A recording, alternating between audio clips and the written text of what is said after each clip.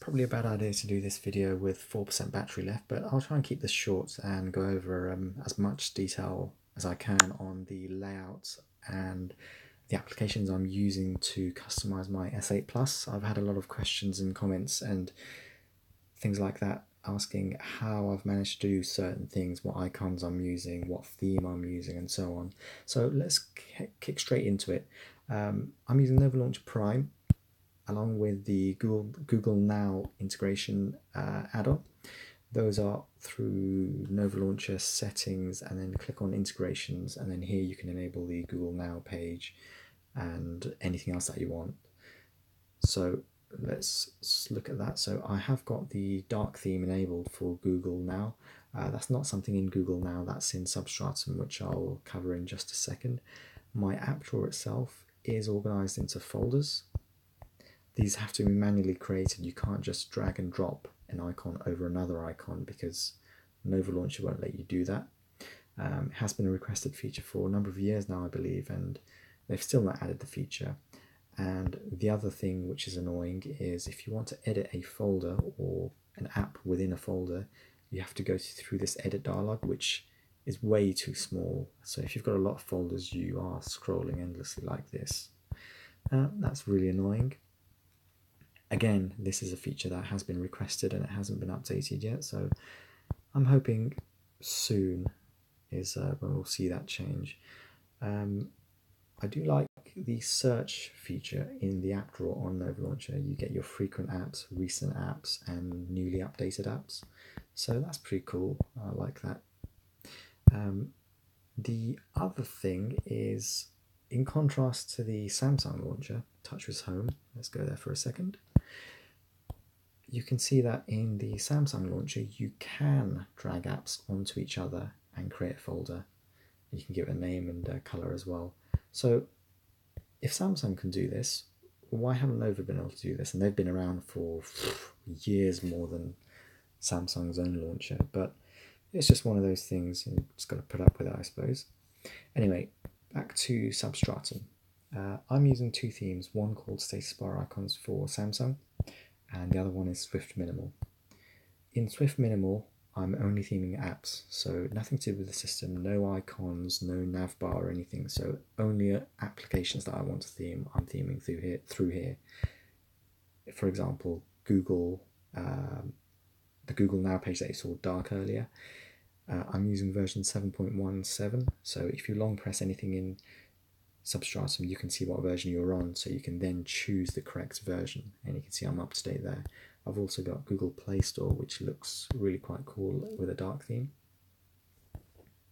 I mean, that just looks awesome on this kind of, on a full screen infinity display device. Let's go back in and show you guys status bar icon. So in here, I'm not theming any apps, only system things. So stuff like settings icons on the settings screen. Those are pixel style or stock Android style. Navigation bar, likewise, choose the Android Oreo color. And the version that I'm using is the quick Google Pixel 2 navbar Alt. And what happens with those is when you press the home button, you can see the little animation, sort of pixel colors, orbs rotate around the home button. That's really quite neat.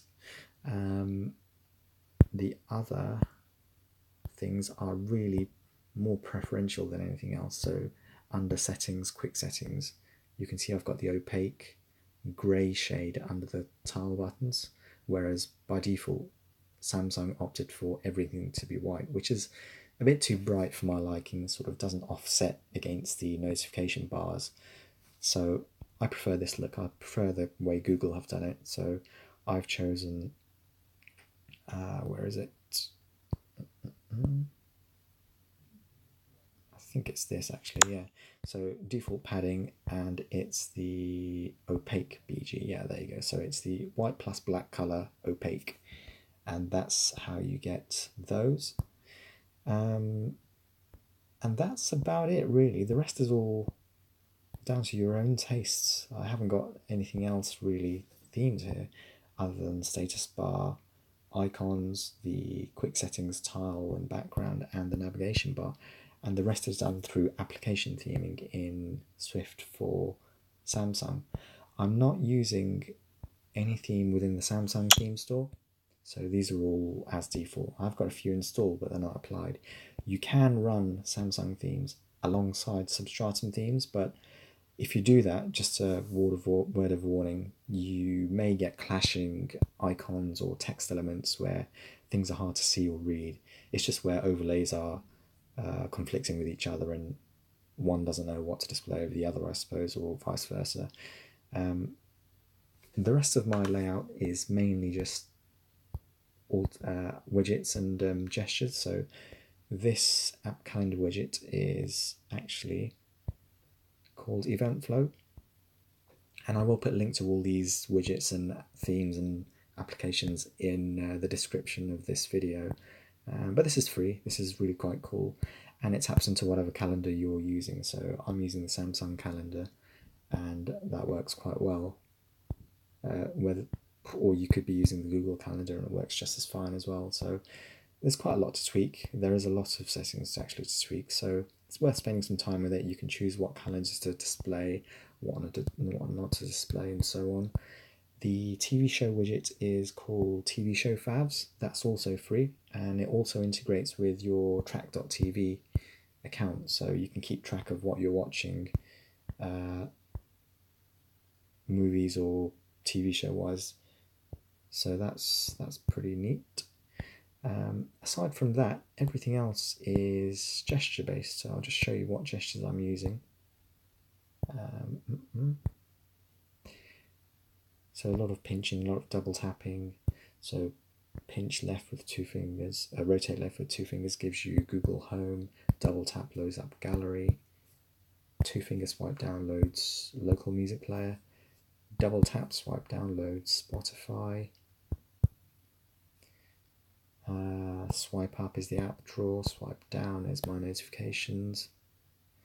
I've also got gestures on dock icons, so this loads Instagram, whereas a single click loads up my comms, IM and messaging folder. Loads up, swiping the home button loads up my file manager, and this loads Reddit. But yeah, it's really fairly easy. It's not too complex, really simple as well. The app drawer background is actually transparent, so if I go into the settings for that, oops, app and widget drawer, and the app drawer background is, yeah, so 50% transparent, and that gives you a nice shade to work with.